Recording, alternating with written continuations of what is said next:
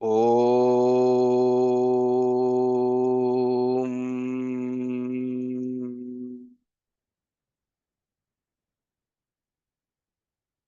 Om. Om.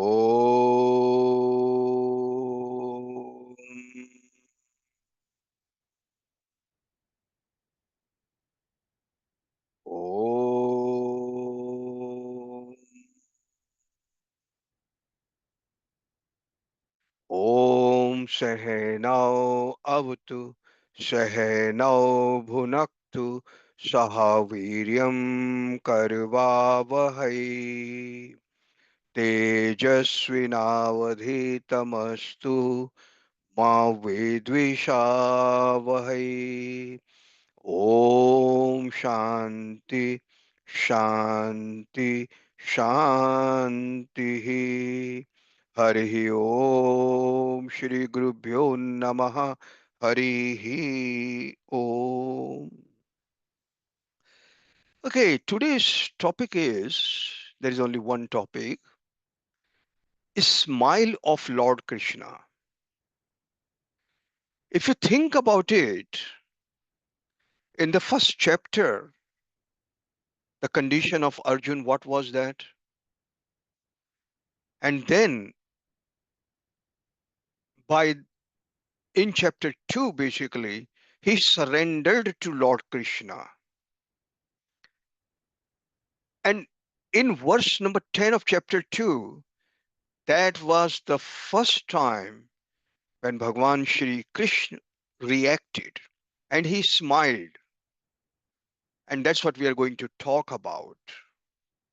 And verse number 11 in chapter 2, that was the first time Lord Krishna spoke.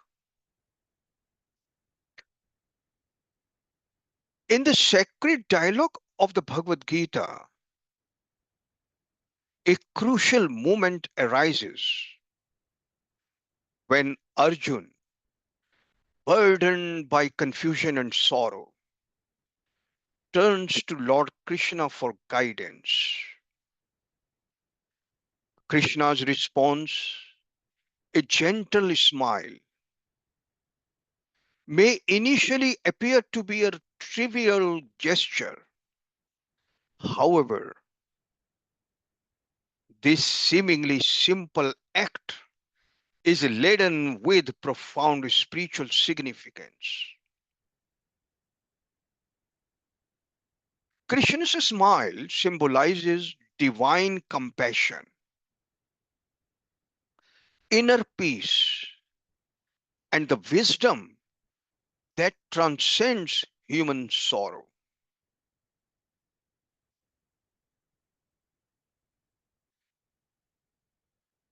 It reflects an enlightened perspective that sees beyond temporary suffering, inviting Arjun and by extension all seekers like us to rise above confusion and distress through self knowledge, detachment, and trust in the divine. The smile of Bhagwan is not mockery or indifference, but a gentle assurance that the path of dharma and spiritual insight will lead to liberation from suffering. In essence, the smile is a silent teaching. Suffering is not the end. Awareness and wisdom can transform it.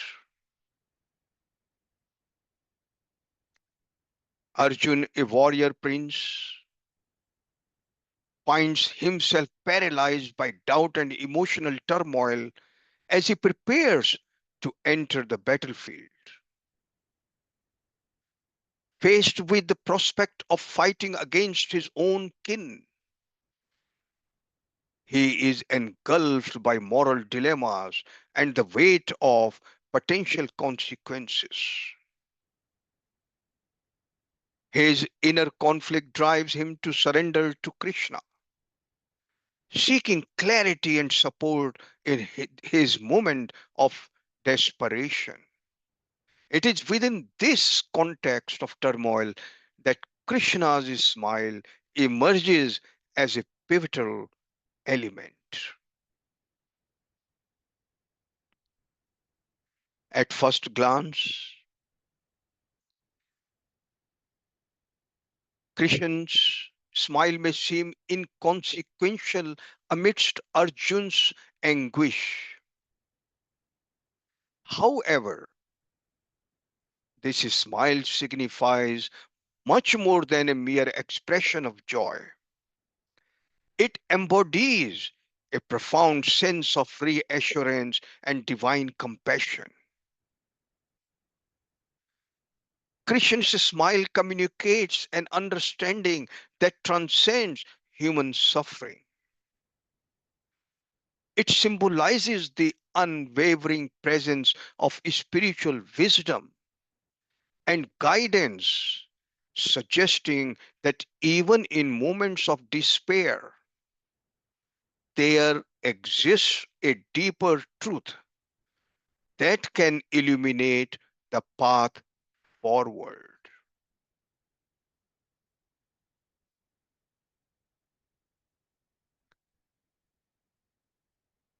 To grasp the significance of Krishna's smile,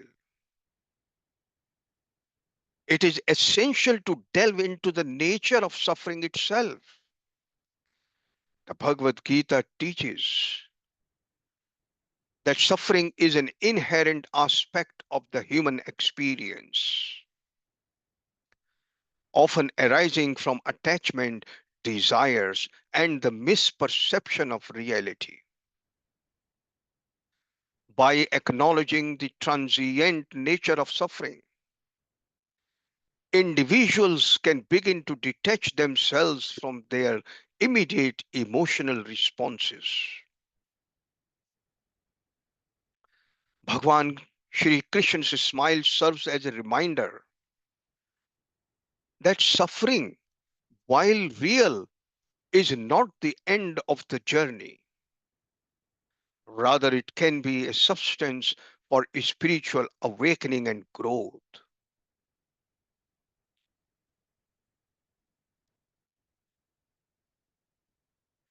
The teachings of Krishna reveal that wisdom is a powerful tool in overcoming distress. When Arjun surrenders to Krishna, he opens himself to receiving divine knowledge that can guide him through his turmoil. Krishna's smile reflects the assurance that wisdom can illuminate the darkness of confusion, allowing individuals to see beyond their immediate struggles. This wisdom encourages a shift in perspective, enabling one to rise above challenges and embrace a more profound understanding of life's complexities. Now, if you think yourself, when as a mother or father or as a parent, if the child is grumbling like anything, complaining like anything, and when you smile gently, what does it mean? It means very clearly you're sending a message. I have understood everything. Don't worry, I will take care of you. And that's what Bhagwan Shri Krishna's smile is. Ultimately, Krishna's smile embodies the essence of the teaching within the Bhagavad Gita, the pursuit of self realization and the understanding of one's true nature. The Gita emphasizes the importance of surrendering to the divine will and recognizing the interconnectedness of all beings. See the message. surrendering to the divine and interconnectedness of all beings. By embracing this perspective, individuals can find peace amid chaos and discover the ultimate solution to their struggles. Bhagwan Shri Krishna's gentle smile serves as an invitation to embrace this journey of self discovery and spiritual awakening. Lord Krishna's gentle and meaningful smile, which he offered in response to Arjun's deep confusion and distress, holds a wealth of spiritual wisdom that continues to inspire people across different eras and cultures. This smile was not just a simple expression, it was a reflection of divine assurance, symbolizing the profound truths about life, suffering, and the journey toward spiritual growth. Through this exploration, we have discovered how true wisdom has the power to transform our understanding of life's difficulties. We have also seen how suffering, though painful, often serves as a stepping stone for inner growth and self realization. Additionally, we have learned that the path of spiritual fulfillment lies in developing the right perspective, acting with sincerity, and trusting in a higher purpose. When we apply these timeless lessons to our daily lives, implementing what we are learning from Gita, we begin to see that even in our most challenging and uncertain moments, we are never truly alone.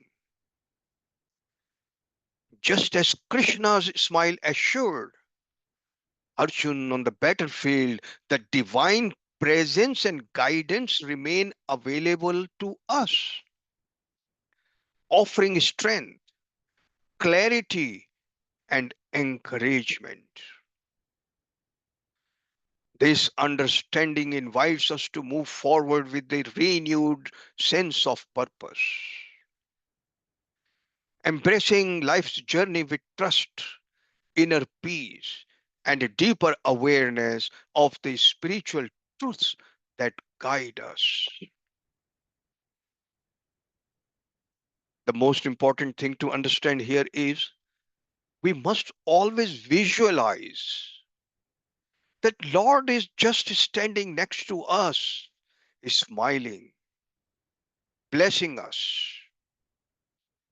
Bhagavad Gītā, verse number 10 of chapter 2, is the verse where Bhagwan Krishna first smiles. This marks a turning point. Krishna begins to teach the Gita's core spiritual wisdom right after this moment, starting with verse number 11 of chapter 2. The smile signifies compassion, divine understanding, and a reassurance that Arjun's despair has a solution rooted in spiritual knowledge.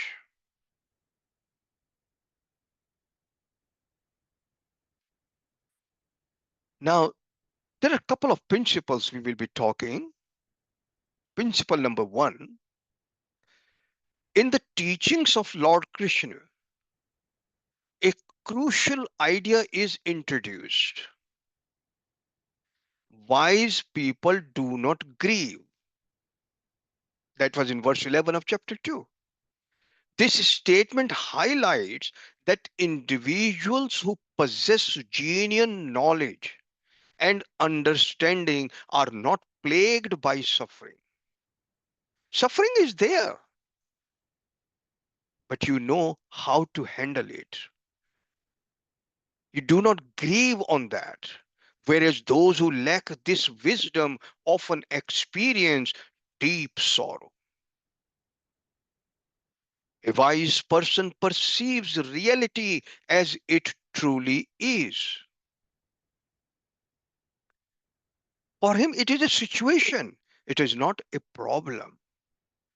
Free from the distortions of illusions, attachments, and mistaken identities. This perspective allows them to navigate life with clarity and composure. In contrast, ordinary individuals, exemplified by Arjuna in the Bhagavad Gītā, are prone to suffering because they misinterpret the concepts of life and death. Arjuna is overwhelmed by grief at the prospect of losing his family members in battle. Similar to how a child reacts to the disappointment of a burst balloon. His pain stems from a limited understanding of existence.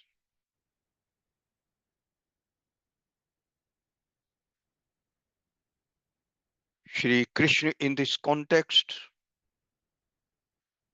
acts as the guiding figure who maintains a sense of calm and equanimity. He understands the transient nature of worldly attachments, much like an adult who recognizes that a balloon, while enjoyable, is ultimately temporary. See the solution example here. This adult like perspective allows Krishna to remain unaffected by the turmoil surrounding him, offering a profound lesson on the importance of wisdom in overcoming grief. Therefore, the core message of this principle is that cultivating true knowledge and understanding can help individuals rise above the emotional turbulence of life, allowing them to experience peace even in challenging circumstances. This example highlights the key difference between an enlightened person and someone caught in illusion. The enlightened one understands that everything in life is temporary and does not grieve, while the ignorant one suffers due to attachment. Now we will see a couple of examples here. The child and the balloon. Just as a child cries when a balloon bursts, thinking it as a great loss, an ignorant person mourns the loss of dear ones, failing to recognize the eternal nature of the soul. A person does not grieve the transient from summer to winter because they understand the cyclic nature of seasons. Similarly, the wise see life and death as mere transitions. Very good examples here. A person may experience suffering in a dream, yet upon waking, they realize it was unreal. Similarly, the wise recognize the dream-like nature of worldly experiences. Now we will talk about what to follow and how to implement in life. Number one, engage in scriptural study, satsang, and meditation to cultivate wisdom. That's number one. Number two, recognize that all relationships, possessions, and even the body are temporary. Number three, regularly reflect on the impermanence of life to reduce fear and suffering. Now we will come to principle number two. Suffering arises not from the events that occur in our lives. It's a very important point. Suffering arises not from the events that occur in our lives, but rather from our reactions to those events. It's all mind game. This reaction is often rooted in emotional attachments to people, possessions, or circumstances, which we perceive as mine. We take it to ourselves. It's happening for me or part of our identity. Such attachments can lead to pain because they are inherently linked to the transient nature of life. Everything we cling to is subject to change and ultimately impermanence. In the Bhagavad Gītā, we observe this principle through the character of Arjun. He experiences profound anguish as he prepares to engage in battle against his beloved teacher and grandfather, who are fighting on the opposing side.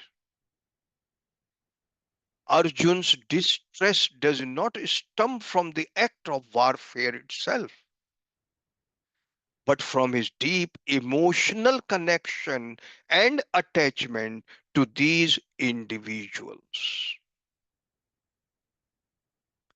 This illustrates that the source of his suffering is not the external conflict, but rather his internal emotional ties.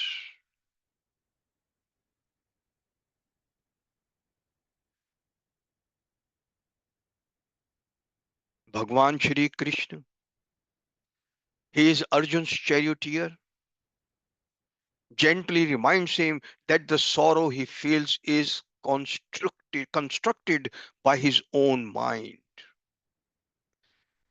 If a similar event, such as the death of a loved one, were to happen to someone else, we often do not experience the same level of grief, especially if we are not personally connected to the individual involved.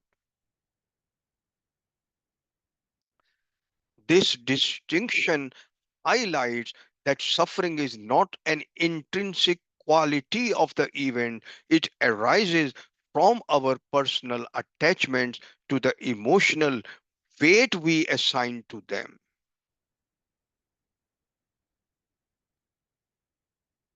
Now, let us see this example here. Consider the death of a public figure or a celebrity. Many may feel sadness or loss when they hear of such a death, but this sorrow is usually far less intense than that felt for a close friend or family member. The differences in emotional response underscores the idea that our suffering is largely dependent on our attachment to the individual. In essence, it is our connection to someone or something that shapes our emotional experience, rather than the event itself being the sole cause of our suffering. Now, to understand this, we will see a few more examples here. When we hear of a hijacked plane on the news, we remain indifferent. However, if a loved one is on board, our response drastically changes. This proves that suffering arises not from the event but from attachment. A person diagnosed with cancer suffers intensely. If later it is revealed that the report belonged to someone else with the same name, their suffering disappears instantly. This proves that identification is the cause of suffering, not the event itself.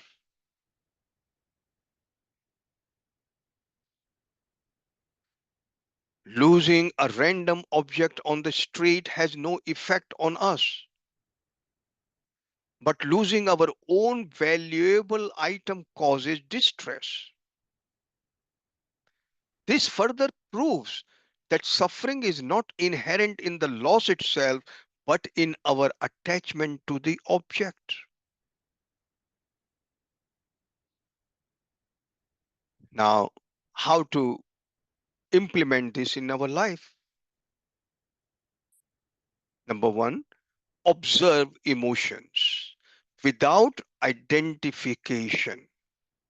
Number two, avoid seeing everything through the lens of I and mine. Number three, cultivate universal love rather than selective attachment. Because we are all same people. There is no difference between you and me. We are saving the same divine essence in our being. Now we come to principle number three.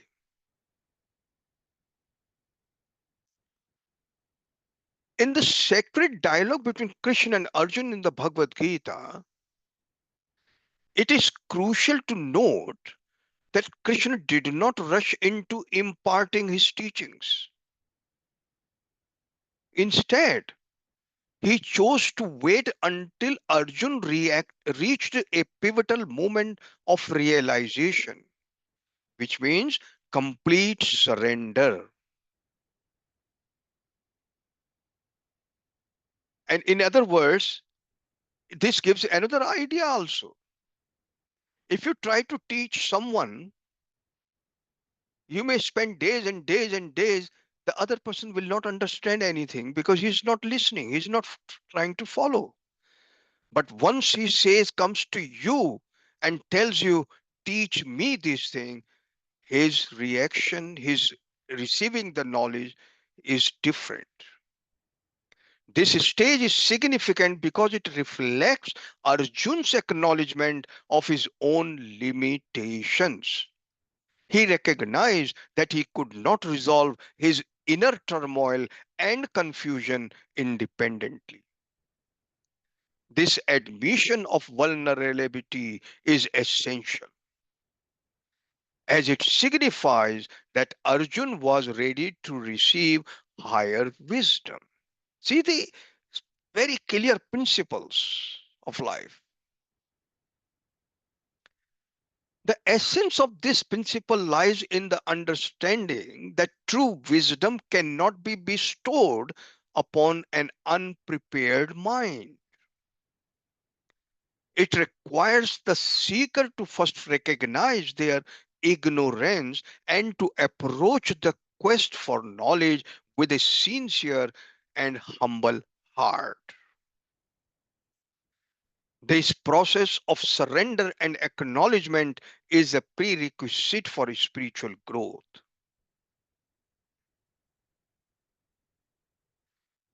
Bhagwan Krishna's inaugural teaching in the Bhagavad Gītā is encapsulated in verse 11 of chapter 2, where he states very clearly, wise people do not suffer. This profound statement serves as a cornerstone for the entire scripture, conveying that the root cause of human suffering is ignorance. In essence, all forms of suffering stem from a lack of understanding and awareness. Therefore, the pathway to alleviating suffering and achieving freedom is through the attainment of true knowledge.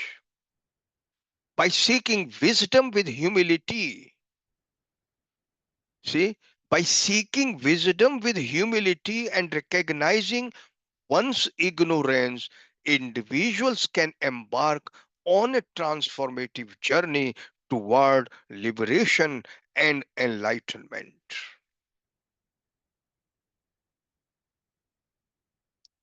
Now, let us see a couple of examples here. Number one, a patient must first acknowledge their illness before seeking a cure. Similarly, Arjun's surrender is the beginning of his healing process. Number two, wisdom is like a lamp that dispels the darkness of ignorance. Once lit, suffering ceases. Number three, a person lost in the wilderness needs a guide. Similarly, Krishna acts as Arjun's guide, leading him out of confusion.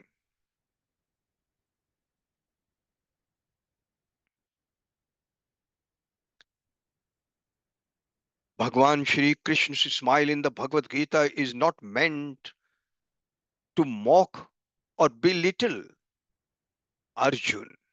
Instead, it reflects his deep wisdom and kindness. He understands that Arjun's distress is not caused by external circumstances, but by his own thoughts, emotions, and misunderstandings. Bhagwan Shri Krishna recognizes that the true solution to Arjun's suffering lies in gaining the right knowledge and perspective.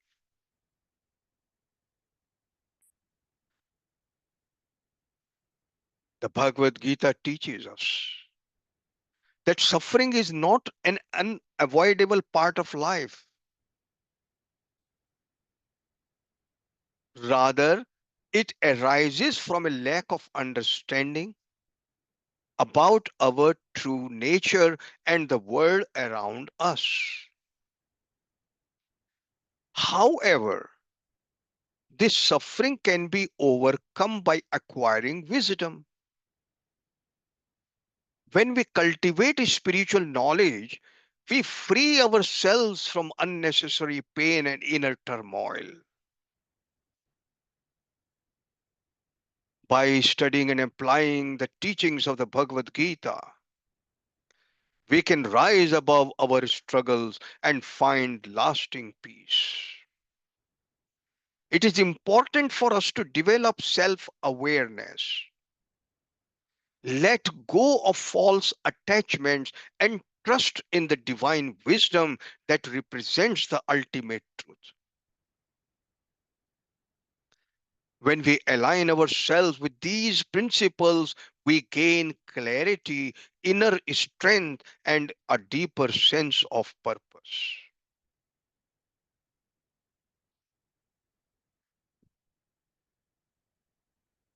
This discussion highlights the life changing power of Krishna's teachings. His wisdom provides us with the tools to navigate the difficulties of the material world, overcome our fears and doubts, and ultimately attain spiritual freedom. By embracing these teachings, we can transform our lives and experience true peace and fulfillment.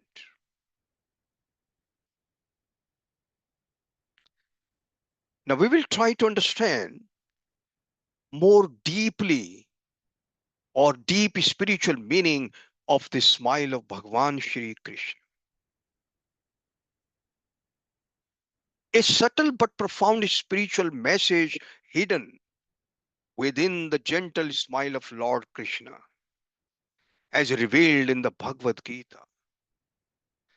This smile, though silent and serene, speaks volumes to the soul prepared to hear its message. And I explained to you before as well. I will repeat that here again. The child comes to you and he's grumbling like anything with all his problems, blah, blah, blah, and he's making you mad. What you do, you simply give a smile to the child. Now, child understands automatically that all my problems will be resolved. When Arjun stood at the cusp of battle, his mind clouded by sorrow, his heart torn by attachment, and his resolve crumbling under the weight of moral confusion. He turned to Krishna not just as a charioteer, see, the role has changed, but as his guru, the knower of the self. In that pivotal moment recorded in the Bhagavad Gītā, verse number 10 of chapter 2, Krishna is smiled for the first time. Now you may ask, why would the Lord smile when his dearest friend was drowning in despair? The answer lies at the very heart of spiritual wisdom. Number one point, Krishna's smile was not one of mockery or dismissal. It was a smile born of compassion, an enlightened reassurance that the sorrow Arjun felt was neither final nor real in the ultimate sense. That was the message passed. It signified this: the divine knows that all suffering arises from ignorance, and that true knowledge alone dispels it. And the Bhagavad Gita's knowledge is very, very important. The true knowledge. This smile was Krishna's way of telling Arjun, your pain, though piercing, is the veil of illusion. Behind it lies the eternal truth. Come, let me show you the way. And this happens to you when you smile to the child. It's the same message you're passing. Suffering is not the end, it is the beginning of awakening if one is willing to look inward. Number two, understand that Arjun's crisis was not merely external, it was an inner collapse, the breakdown of a false identity. He was not afraid of war, he was afraid of loss, of those he identified as mine. Bhagwan Krishna's smile appeared at the moment when Arjun's ego was fractured enough to admit, I do not know, teach me. And that is when true learning begins. Very excellent message. Wisdom cannot enter a mind that is full. It must first become humble, empty, and surrendered. Number three, Krishna's first teaching after his smile, which is verse number 11 of chapter 2, was simple yet profound. The wise grieve neither for the living nor the dead. Now it raises too many questions to the normal person. Because if you read it literally, you will be totally confused. Why? Because the wise perceive truth. The soul is eternal, the body is transient. Just as the child weeps over a burst balloon, so the ignorant weep at death. But the enlightened see continuity, not finality. Now let us see the examples. Like a person waking from a nightmare, the wise awaken from illusion. Seasons change, but the sky remains. So too does the soul endure while the body passes. Now, what should you practice here? Study the scriptures, meditate on the changeless self, reflect on impermanence daily. Now, let us see point number 4 here. Arjun's grief is stemmed not from war, but from attachment. This is my guru. That is my grandfather. But spiritual truth transcends personal roles. Krishna revealed that suffering is not in events, but in the mind's mistaken identification. For example, a hijacked plane causes panic only if a loved one is aboard. A cancer report induces fear only when it bears our name. So, what do we need to practice here? Cultivate witness consciousness, observe, do not cling. Practice non identification with roles, titles, and possessions. Expand love from personal to universal. All are yours. You belong to everyone, and everyone belongs to you. Number 5.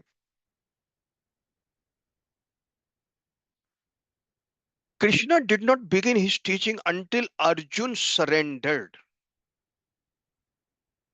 body, mind, and ego. Only then did he unveil the eternal truths. Wisdom is not information, it is transformation. And transformation begins when the seeker says, I do not know, I'm ready to learn. The patient must admit illness before healing. The lost traveler must accept guidance to find the path.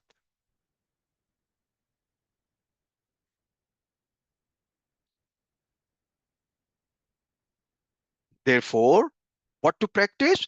Seek a qualified teacher with humility. Admit ignorance without shame. Engage in self inquiry. Who am I?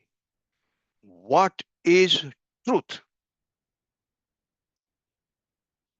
And for this, my answer to you will be go through chapter lessons or the discourses 1 to 11 of Thursday's video session.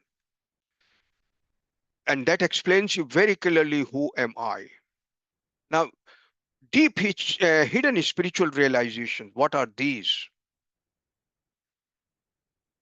Number 1, the soul is unborn, undying, and eternal. Fear not. Number 2, identify not with body or mind, but with the eternal self.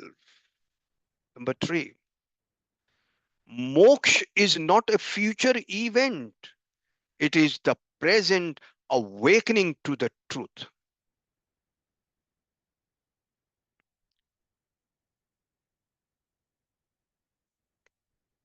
Bhagwan Shri Krishna's smile was not merely for Arjun. It was and continues to be a divine invitation for all of us. And it says, you are not alone.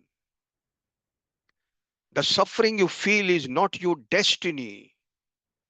Come, learn who you truly are. I repeat again, you are not alone. The suffering you feel is not your destiny. You think it is your destiny, but it is not. Come, learn who you truly are. When we absorb this smile into our consciousness, it becomes a flame of clarity. It burns away fear, doubt, and despair. We begin to act not out of compulsion or confusion, but from wisdom, surrender, and purpose. So walk forward with trust in the Lord's guidance. Let Him smile live within us. Let His smile live within us, reminding us always that the battle of life is not won by the sword, but by knowledge, courage, and spiritual vision. And how will you do that? You will visualize all the time, Lord is just standing beside you, smiling. And remember, the Lord smiles not because He does not care, but because He knows you are destined for awakening. Therefore, the message is, may we walk this path with strength, wisdom, and divine grace. I will conclude here. Om Purnamadaha Purnam Idam Purnat Purnam Udachyate Purnasya Purnam Adaya Purnam Eva Avashishyate. Om Shanti Shanti Shanti. Hari Om Shri Guru Bhyo Namaha. Hari Om.